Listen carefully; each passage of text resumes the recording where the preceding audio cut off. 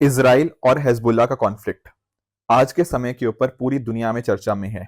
पर दुनिया में शायद बहुत ही कम लोग ऐसे हैं जिनको दरअसल में ये पता है कि इजराइल और हिजबुल्लाह का कॉन्फ्लिक्ट आखिर स्टार्ट क्यों हुआ था, कितनी लंबी इसकी हिस्ट्री है, क्या कारण रहे थे जिस वजह से ये स्टार्ट हुआ। तो आज के सेशन के अंदर हम इसी कॉन्फ्लिक्ट के बारे में जानेंगे। पिछले कुछ दिनों के अंदर आप लोगों ने नोटिस किया होगा कि बहुत सारी ऐसी खबरें आई जो दिखा रही थी कि किस तरह से पेजर्स के माध्यम से यहाँ पर लेबनान के अंदर बहुत सारे लोगों को मारा गया।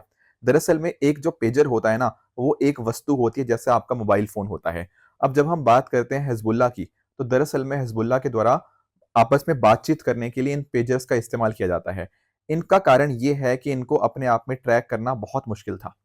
तो इज़राइल इनको ट्रैक ना कर पाए, इज़राइल इनके जो मैसेजेस हैं उनको ना पढ़ पाए, इस वजह से हिजबुल्लाह के द्वारा इस तरह के पेजेस का इस्तेमाल किया जाता था।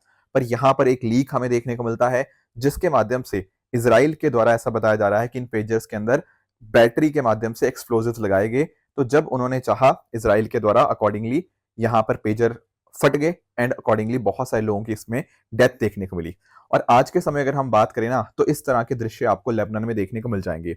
अगर हम बात करते हैं इजराइल के प्राइम मिनिस्टर बेंजामिन नेतन्याहू जी की, तो इन्होंने ये बोला है कि हम पूरे फुल फोर्स के साथ लेबनान को इसी तरह अटैक करते रहेंगे एंड इंश्योर करेंगे कि जो हिजबुल्ला है, जो अपने आप में एक शिया मिलिटेंट ग्रुप देखने को मिलता है, उसके ऊपर जब तक ये हिजबुल्ला रॉकेट फायर करना इसराइल के ऊपर बंद नहीं कर देगा, तब तक वो लेबनान को स्ट्राइक करते रहेंगे। तो अपने आप में आप नोटिस करोगे आज के समय बहुत सारे टैंक्स, बहुत सारे व्हीकल्स ऐसे हैं जो लेबनान की तरफ इसराइल के द्वारा भेजे जा रहे हैं। एंड इन अटैक्स के अंदर अगर हम नोटिस करेंगे तो पिछले एक हफ्ते के अंदर 700 से ज्यादा लोगों की डेथ हो चुकी है, plus at the same time बहुत सारे लीडर्स को भी इसमें मार गिराया गया है। तो चलिए स्टार्ट करते हैं, थोड़ा समझते हैं कि इसकी हिस्ट्री क्या रही। इसकी हिस्ट्री के जाने के लिए ना, आपको थोड़ा सा इसराइल की हिस्ट्री भी समझनी पड़ेगी। दरअसल में इसराइल एक कंट्री की तरह सामने आता है 1948 के अंदर।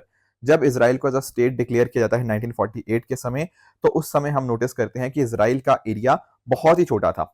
अगर हम उससे भी पहले जाए 1946 में, तो आप नोटिस करोगे पूरा का पूरा एरिया पैलेस्टीन के पास में था। फिर यूनाइटेड नेशन का जो प्लान आया 1947 में, उसमें इसराइल को कुछ हिस्सा दिया गया एंड पैलेस्टीन को कुछ हिस्सा दिया गया। बाकी अकॉर्डिंगली इसराइल ने समय समय के ऊपर डिफरेंट डिफरेंट युद्ध के माध्यम से अपने आप को एक्सपैंड करता रहा।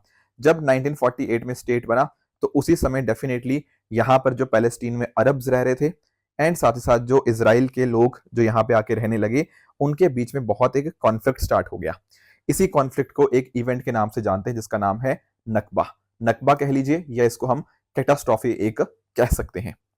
इस पर्टिकुलर नकबा के अंदर लगभग 7.5 लाख जो अरब थे, बेसिकली जो पैलेस्टीनियन लोग थे, उनको अपने घर से जाना पड़ा, उनको डिस्प्लेस कर दिया गया। और डिस्प्लेस हो गए वो जाते कहां? वो गए इसराइल के बिल्कुल जो बगल में आपको देश देखने को मिलता है, लेबनान। ठीक है, अगर मैं बात करूं लेबनान की, तो आप नोटिस कर पाओगे लेबनान के आसपास दो ही देश हैं, एक आपका इसराइल हो गया एंड दूसरा हो गया सीरिया। तो जब इसराइल का यहाँ पे जन्म होता है ना, तो उस समय जो भी पैलेस्टीनियन लोग थे, उनमें से 7.5 लाख लोग वो यहाँ पर शिफ्ट कर जाते हैं लेबनान में। तो बहुत सारे लोग यहाँ पे साउथ लेबनान में आके रहने लग गए। अब लेबनान में हुआ दरअसल में क्या, लेबनान में बहुत सारे ऑलरेडी क्रिश्चियन लोग रहते थे। आज के समय भी अगर आप नोटिस करोगे ना, तो लगभग 40% जो यहाँ की पॉपुलेशन है लेबनान की, वो आपको क्रिश्चियन ही देखने को मिलती है।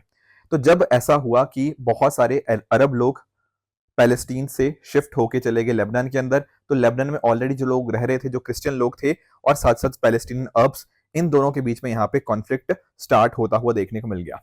और ये कॉन्फ्लिक्ट ना बढ़ने का कारण ये था कि अगर हम बात करते हैं अरब साइड की, तो अरब को दरअसल में जो सपोर्ट था, वो सपोर्ट था यूएसएसआर का। And on the other hand जो आपके लेबनान के अंदर जो क्रिश्चियन मिलिशियास थे, उनको सपोर्ट यहाँ पे आया यूएसए की तरफ से। तो जब इस तरह से दो बड़े ग्रुप्स की यहाँ पे बैकिंग थी, तो एक कॉन्फ्लिक्ट अकॉर्डिंगली और भी यहाँ पे इंक्रीज होता रहा। फिर समय के साथ ना, जब यहाँ पे बहुत सारे पैलेस्टीनियंस आके रहने लग गए इस साउथ लेबनान के अंदर, तो जो पीएलओ था, पैलेस्टीनियन लिबरेशन ऑर्गेनाइजेशन, उसने भी इसको एज अ अपना बेस इस्तेमाल किया। बेस किस चीज के लिए? कभी भी इसराइल के ऊपर अटैक करना होता था, तो वो साउथ लेबनान से यहाँ पे अटैक स्टार्ट हो जाता था। तो ये बहुत सारे एग्जाम्पल्स हमें 1960s 1970s के अंदर देखने को मिले। एक इसी तरह से एक घटना देखने को मिलती है 1978 के अंदर। उस समय बहुत सारे इजरायलीज को मारा गया था, राइट। एंड उस समय भी फिर इसराइल ने क्या किया, साउथ लेबनान को इन्वेड किया। यहां से जो भी पैलेस्टीनियन लिबरेशन ऑर्गेनाइजेशन के जो भी लोग थे उनको यहाँ पर हटा दिया गया एंड यहाँ पर एक बफर जोन यहाँ पे क्रिएट कर दिया गया। तो कुछ सालों तक तो यहाँ पे फिर शांति रही, पर फिर से ऐसा देखा गया कि बहुत सारे पैलेस्टीनियन लिबरेशन ऑर्गेनाइजेशन के लोग यहाँ पर आके रहने लग गए, यहाँ से अटैक्स यहाँ पे करने लग गए, राइट। तो 1985 के आसपास ना यहाँ से पूरी तरह से विड्रॉल हो चुका था, पर फिर भी यहाँ से 15 से 20 किलोमीटर का एक एरिया था जो एक बफर जोन की तरह यहाँ पे काम कर रहा था। एंड इसके बाद ही एक पार्टी का जन्म होता है जिसका नाम होता है हिजबुल्ला। दरअसल में हिजबुल्ला को मैं पार्टी क्यों कह रहा हूं, क्योंकि हिजबुल्ला का अगर आप मीनिंग समझोगे it means the party of God. तो 1980s के शुरुआत के अंदर हिजबुल्ला का जन्म होता है एंड जब इनका जन्म हुआ ये पर्पस था कि जो इजराइल ने लेबनान की धरती को कब्जा रखा है, सदर्न लेबनान की धरती को, उसको यहां से हटाया जाए। स्टार्टिंग में तो यही था कि इजराइल के ऑक्यूपेशन को हटाना है, पर धीरे धीरे क्या हुआ ना, यहां पर इनका जो गोल था वो चेंज होता रहा। दरअसल में जो आपका हिजबुल्ला था इसको सपोर्ट थी ईरान की। ईरान के सपोर्ट की होने की वजह से तो ईरान के अंदर जिस तरह से 1979 के अंदर रेवोल्यूशन आता है एंड वहां पर थियोक्रेटिक स्टेट आती है, तो यहां पर भी यही कोशिश करेगी कि लेबनान के अंदर भी एक थियोक्रेटिक स्टेट यहां पे एस्टेब्लिश हो, जहां पर यहां पे एक रिलीजन से एसोसिएटेड पर्सन का पूरा राज चले। तो ये पर्पस के साथ अकॉर्डिंगली बहुत लंबे टाइम तक हिजबुल्ला यहां पर काम किया। इजराइल ने भी बार बार यहाँ पे इन्वेड किया, पर बहुत बार ऐसा हुआ, स्पेशली मैं बात करूं 1996 के अंदर, कि 17 दिनों का एक कैंपेन भी चला दोनों इजराइल और हिजबुल्ला के बीच में। इजराइल ने कोशिश करी अंदर घुसने की, स्पेशली अगर ये वाले रीजन के अंदर, बट कहीं ना कहीं दोनों के बीच में काफी कैजुअलिटीज मिली। ऐसा देखने को मिलता है कि लगभग 100 से ज्यादा सिविलियंस यहाँ पे इस पर्टिकुलर इंसिडेंट के अंदर यहाँ पर मारे गए। पर धीरे धीरे क्या हुआ, इस एरिया के अंदर हिजबुल्ला का ना जो सपोर्ट थी वो इंक्रीज होती रही एंड इसका एक कारण भी है। दरअसल में हिजबुल्ला के द्वारा ना यहाँ पर अलग अलग जो सोशल सर्विसेज है उनको डिलीवर किया गया, जैसे for example education, health. Hezbollah के लोग आम लोगों को, जो लोकल लोग थे, उनको ये सब चीजें प्रोवाइड करने लग गए। इस वजह से क्या हुआ, लोकल लोग भी इनके साथ काफी सारे जुड़ते रहे।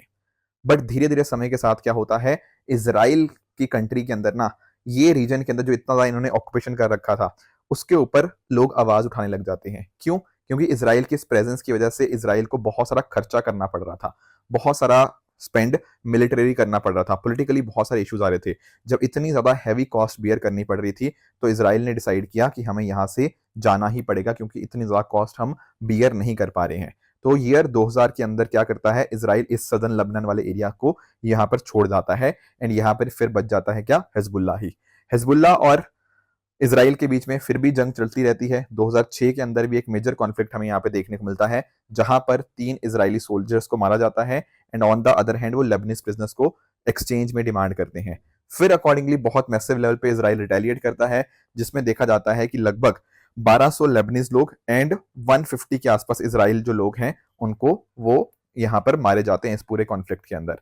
तो ये ऐसा मान सकते हैं कि जो पूरा का पूरा कॉन्फ्लिक्ट था ये यहाँ पर ईरान के द्वारा यहाँ पे स्पॉन्सर्ड था।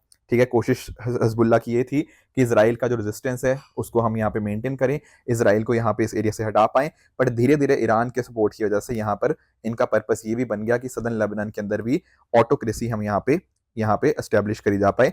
इनका जो ईरान रेवोल्यूशन के अंदर जो रिजल्ट निकल के आया था उसी तरह का रिजल्ट ये यहाँ पर चाहते थे, ताकि वहां पर भी जो सुप्रीम लीडर है उसका यहाँ पे दबदबा अकॉर्डिंगली बना रह पाए।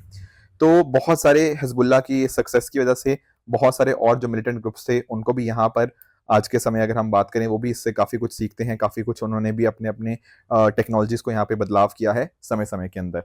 तो ये था पूरा का पूरा कॉन्फ्लिक्ट, हमने यहाँ पे समझने की कोशिश करी किस तरह से इजराइल और हिजबुल्ला के बीच में जो कॉन्फ्लिक्ट था वो स्टार्ट हुआ एंड अकॉर्डिंगली सालों साल यहाँ पे चलता ही रहा। तो आज के समय ये कॉन्फ्लिक्ट यही दिखा रहा है कि जो नंबर ऑफ जो कैजुअलिटीज हैं वो बढ़ती जा रही हैं, बहुत सारे लीडर्स यहाँ पे मार गिराए गए हैं। उम्मीद यही रहेगी कि आने वाले समय के अंदर पूरे एरियाज के अंदर यहाँ पे शांति हो पाए। अब आप लोगों के लिए एक मैं क्वेश्चन लेकर आया हूँ, यहाँ पर आपके सामने क्वेश्चन है कि इनमें से कौन सी ऐसी कंट्रीज हैं जो लेबनान के साथ अपना बॉर्डर टच करती हैं। तो नीचे कमेंट्स के अंदर आप डेफिनेटली मुझे इस क्वेश्चन का आंसर दे सकते हो। यूपीएससी ने कई बार ऐसे क्वेश्चन पूछे हुए हैं, जैसे फॉर एग्जाम्पल इसराइल की बॉर्डरिंग कंट्रीज के बारे में यूपीएससी ने पहले भी पूछा हुआ है। तो आप इसराइल की कौन कौन सी कंट्रीज बॉर्डर करती हैं उसका आंसर, और लेबनान के साथ कौन सी बॉर्डरिंग कंट्रीज हैं उनका आंसर भी आप मुझे कमेंट्स में बता सकते हो। आई होप दोस्तों आपको ये वीडियो बहुत अच्छे से समझ आया होगा। इसी तरह से आप भी अपने एंड पे हार्ड वर्क करते रहिए। Thank you so much for joining.